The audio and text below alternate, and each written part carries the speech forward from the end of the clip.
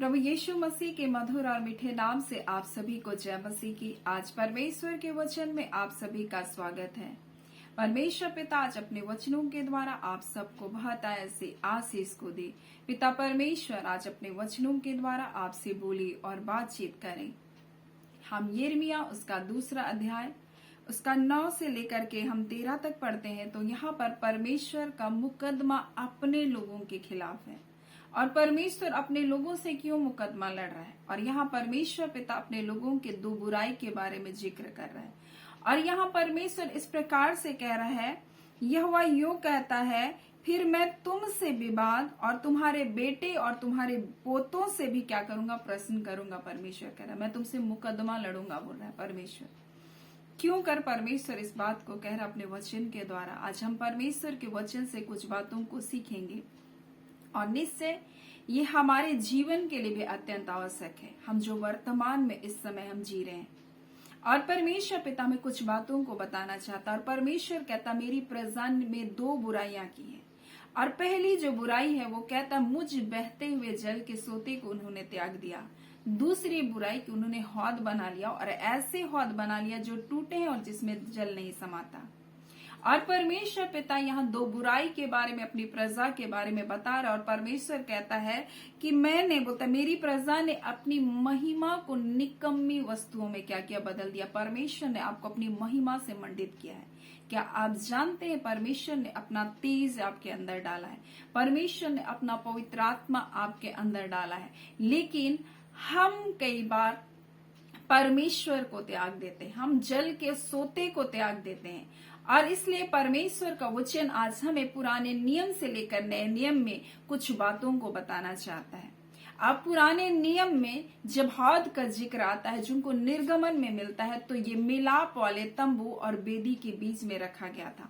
और ये पीतल का हौद था और जिसमें हारून और उसके पुत्र जब वो लोग मिलाप वाले तंबू में प्रवेश करते थे परमेश्वर के लिए बलिदान को चढ़ाने के लिए, तब वो अपने पैर को इस हौद में धोते थे।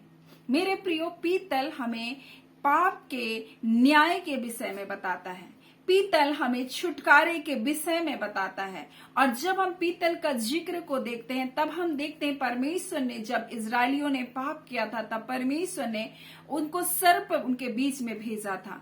और जब वो सर्प से मर रहे थे तब मूसा ने और लोगों ने दुहाई को दिया, तब परमेश्वर ने उनके लिए पीतल का सांप बनाने के लिए बताया और उसे खंबे पर लटकाने के लिए बताया। यानी इस बात को बताया कि इसी प्रकार से यीशु मसीह मनुष्य जाति के पाप को, उस शैतान के कार्य को क्रूस पर क्या करेगा, निकम्मा करेगा। और पीतल इसी बात को दिखा रहा है और इस बात को बता रहा है कि ये पीतल मनुष्य जाति के क्या है, पाप से छुटकारे के बारे में बताया जा रहा। और ये उस पीतल के उस बर्तन में, उस हौद में परमेश्वर का वचन कहता है उसमें जल को भरना। और जल इस बात को बताता है जो हमको मिलता है इफिसी 5 उसका 26, उसको वचन के द्वारा, जल के स्नान के द्वारा शुद्ध करके पवित्र बनाए। और जब हम लोग पहला पत्रस को पढ़ते हैं उसका 3 उसका 21 को जब हम पढ़ते हैं तो इस प्रकार से लिखा है, उसी पानी का दृष्टांत अर्थात बपतिस्मा यीशु मसीह के जो जी उठने के द्वारा अब तुम्हें बचाता है। और इससे शरीर के मैल को दूर करने का अर्थ नहीं परंतु शुद्ध विवेक से परमेश्वर के वश में हो जाने का अर्थ है। और यहाँ परमेश्वर का वचन तो हमें इसी बात को बता रहा है। जब हम यूहन्ना 15 उसका 3 को पढ़ते हैं तो लिखा है, तुम जो उस वचन के द्वारा जो तुमसे कहा है, मैंने कहा है, बोलते तुम शुद्ध हो। यानी ये वचन को के बारे में, जल के बारे में बताया जा रहा है और पवित्र आत्मा के बारे में आज हमसे कहा जा रहा है। परंतु परमेश्वर का वचन कहता है कि तुमने बहते हुए जल के सोते को त्याग दिया है, पहली बुराई। दूसरी बुराई, तुमने ऐसी हौद को बना लिया जो टूटे हैं और जिसमें जल नहीं समाता। और पुराने नियम जब हम हौद के बारे में देख रहे हैं तो पीतल का हौद है, उसमें जल है। और हारून और उसके पुत्र जब मिलाप वाले तंबू में प्रवेश करते थे तो वहां पांव को धोकर घुसते थे। और परमेश्वर ने इस प्रकार से कहा था मूसा से कि जब तुम उस जगह पर प्रवेश करोगे तो लिखा है, जब जब तुम मिलाप वाले तंबू में प्रवेश करे तब तब हाथ पांव को जल से धोए, नहीं तो मर जाएंगे। और जब वह वेदी के पास सेवल टहल करने अर्थात यहोवा के लिए हव्य चढ़ाने को जाए तब तब हाथ पांव धोए ना हो कि वो मर जाए। और यह हारून और उसकी पीढ़ी के लिए वंश वंश के लिए सदा की विधि ठहरेगी। और यीशु मसीह हमारे लिए इसी प्रकार से हमारे लिए इस बात को बताया। और जब उसने अपने चेलों को पैर को धोया, तब वहां पर इस प्रकार से कहता है, यीशु अपने चेलों को पांव को धो रहा है, तो पतरस क्या कहता है? पतरस कहता है, हे प्रभु, क्या तू मेरे पांव को धोता है? तब यीशु उनसे कहता है, मैं जो अभी कर रहा हूं तुम इसे अभी नहीं समझोगे। और आगे वो कहता है, मैं गुरु और प्रभु हो करके तुमको नमूना दिखा दिया, अब तुमको भी ऐसा ही करना है। परंतु आज परमेश्वर के लोग क्या कर रहे हैं? आज उस हद में जल भी नहीं है। पहला बात तो उसने परमेश्वर को त्याग दिया, परमेश्वर की आत्मा को त्याग दिया, परमेश्वर के वचन को उन्होंने छोड़ दिया और परमेश्वर की संगति में नहीं है। और परमेश्वर का वचन कहता, वो परमेश्वर को एक हद में क्या करना चाहते? कैद करना चाहते, एक हद बना करके परमेश्वर को सीमित करना चाहते, परंतु वो परमेश्वर का वचन कहता उसमें जल भी नहीं है।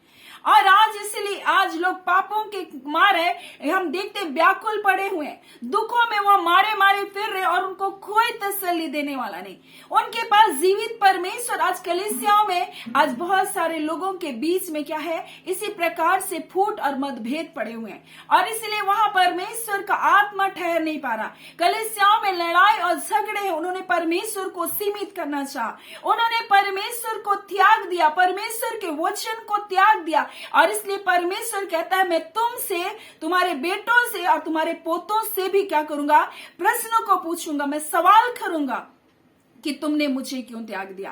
और इसलिए यूहन्ना को जब हम पढ़ते हैं तो परमेश्वर का वचन हमें इस प्रकार से कहता है और लिखा है, उस वचन के द्वारा जो मैं तुमसे कहता हूं तुम क्या हो? शुद्ध हो। और आगे इस प्रकार से कहता है कि तुम मुझ में बने रहो, मैं तुम में बना रहूं। जैसे डाली यदि दाखलता में बनी ना रहेगी तो अपने आप से नहीं फल सकती, और यदि तुम मुझ में बने ना रहो तो बोलता है तुम भी नहीं फल सकते। यानी यीशु मसीह बता रहा है, अपने वचन के द्वारा वो बता रहा है कि आज उसकी प्रजा में भी ये दो बुराई है।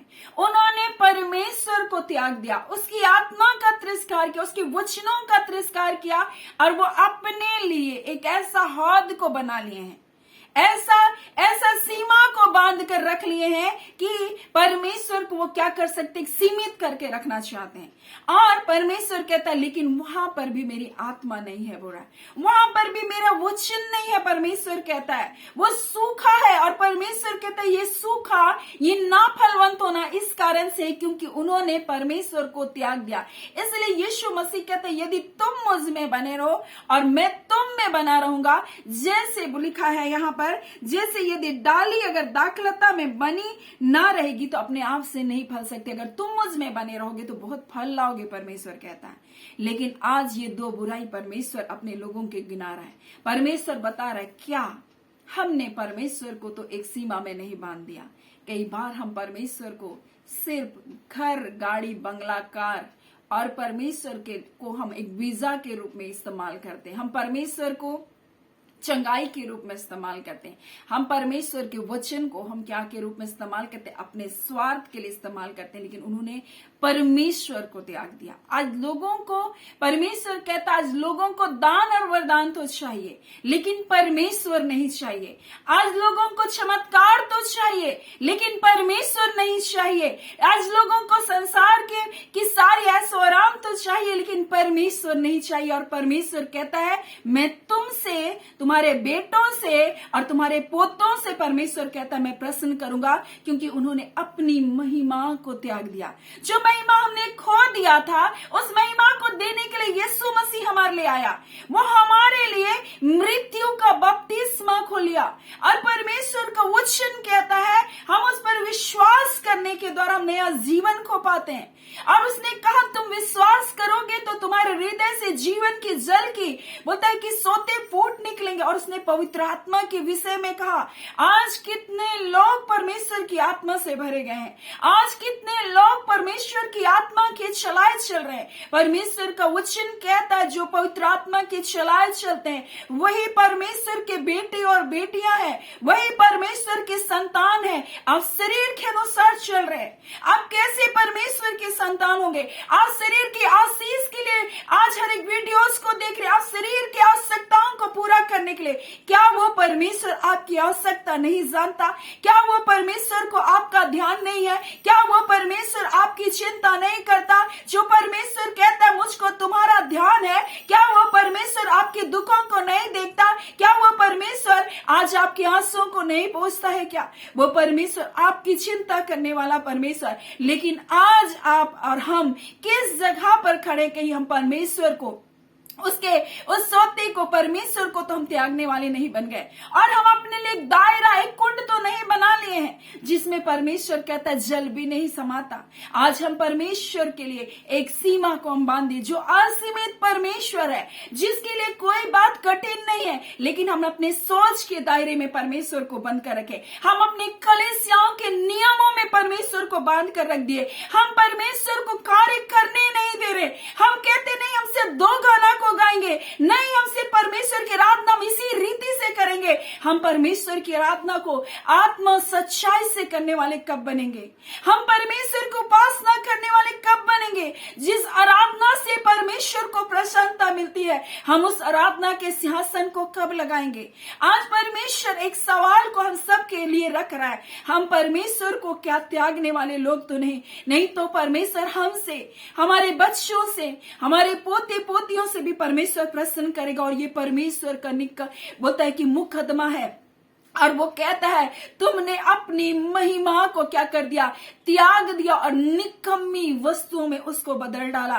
परमेश्वर ने अपनी महिमा को आपके अंदर डाला, परमेश्वर ने अपना तेज को आपके अंदर डाला, और इसलिए उसका वचन कहता है जो विश्वास करेंगे उसके अंदर से जीवन के जल के सोते फूट निकलेंगे। वो पवित्र आत्मा है, वो तेज घटने वाला तेज नहीं, परमेश्वर का वचन कहता है वो बढ़ने वाला तेज है। और यीशु मसीह यही तो बता रहा था कि जब मैंने तुम्हारे लिए पैरों को धोया, तुम भी आज एक दूसरे के पैरों को धो। और यीशु मसीह कहता है जिस प्रकार से यीशु मसीह वो याजक महायाजक बनकर हमारे लिए आया, वो इस प्रकार से बता रहा है कि वो मिलाप वाले तंबू में जैसे हारून के बेटे प्रवेश करते थे बलिदान चढ़ाने के लिए, उसी प्रकार से परमेश्वर कहता तुम्हें भी आज यीशु के लहू से शुद्ध हो करके अपने और अपने लोगों के पापों को क्षमा करने वाले के लिए आपको प्रार्थना करना। उस मिलाप वाले तंबू पर जाकर परमेश्वर से प्रार्थना करना, प्रभु मैंने अपने अपराधियों को क्षमा किया। प्रभु क्या आप ऐसा कह सकते कि प्रभु मैंने अपने अपराधियों को क्षमा किया?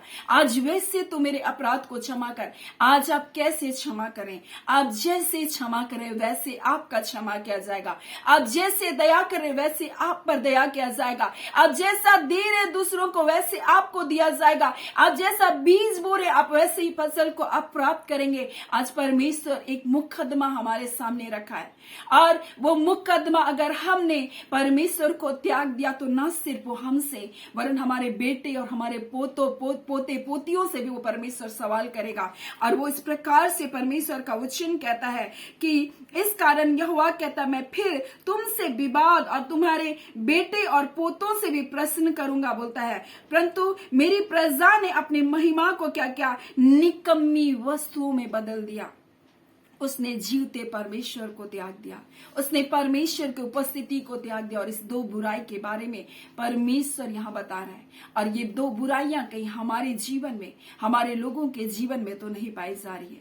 हमें आज अपने आप को जांचने की आवश्यकता है कि ये प्रश्न परमेश्वर हमसे और हमारे परिवारों से ना करने लगे। यहोशू कहता है मैं तो अपने घराने समेत अपने परमेश्वर की उपासना नित करूंगा। क्या आप और आपका घराना उस जीवते परमेश्वर की उपासना करने वाला है?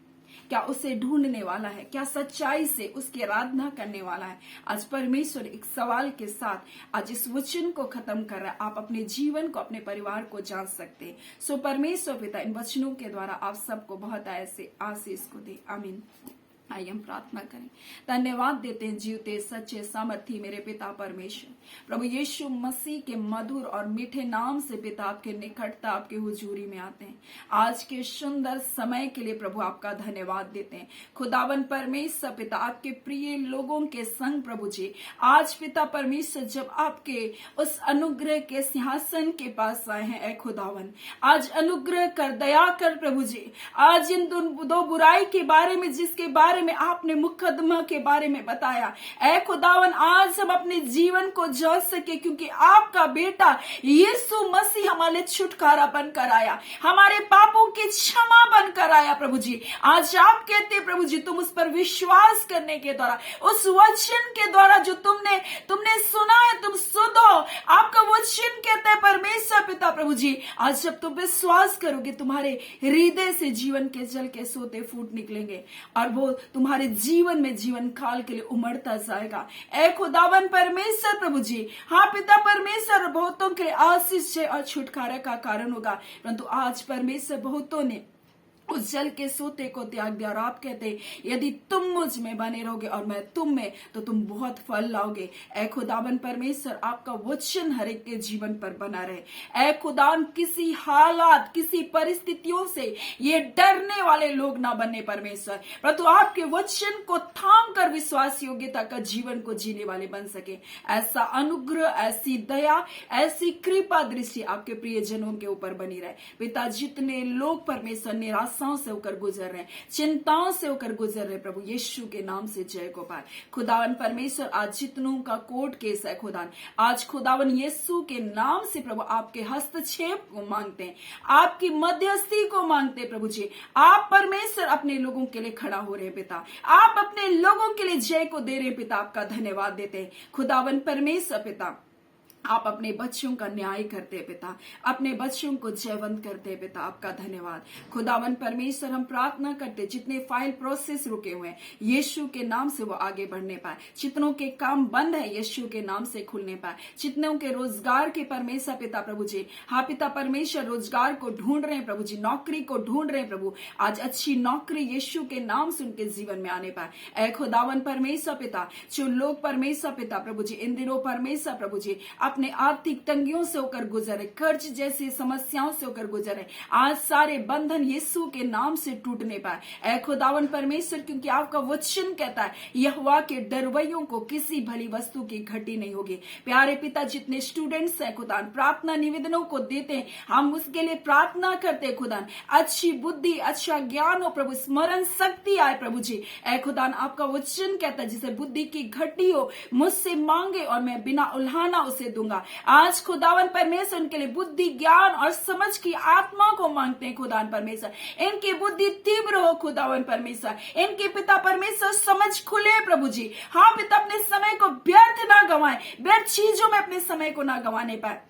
प्यारे पिता, ऐसा अनुग्रह करने के लिए आपका धन्यवाद, अपने लोगों को जय छुटकारे को देने के लिए धन्यवाद। जितने बीमार में पड़े यीशु के नाम से चंगाई को पाए, जितने आईसीयू में है यीशु के नाम से निकलने पाए, जितने लकवे से ग्रसित है यीशु के नाम से उनके अंगों में परमेश्वर आपका बल आए, जितने पीठ की परमेश्वर हड्डियों की समस्या, रीढ़ की समस्या यीशु के नाम से जाता रहे प्रभु जी, हर बंधन टूटे यीशु के नाम से। अंधकार की शक्तियां जो इनके जीवनों को, इनके परिवारों को बांध कर रखा, आज हम यीशु के नाम से सारे बॉन्डेज को तोड़ते हैं प्रभु जी। ओरी बांदा खाला रिबा शिखीरी ओस्तोनवा, अंधकार की शक्तियां इनके परिवारों को छोड़कर जाए, हर प्रकार का बंधन टूटे यीशु के नाम से। अपने लोगों को जय छुटकारे को देने के लिए, आशीष भलाइयों को देने वाले परमेश्वर आपका धन्यवाद, धन्यवाद देते हैं पिता। आपने प्रार्थना सुना, प्रार्थना आपके बेटे यीशु के नाम से हम मांगते हैं, दया सुने, अनुग्रह से ग्रहण कर लीजिएगा, आमीन। परमेश्वर पिता आप सबको बहुत ऐसे आशीष को दे, आमीन।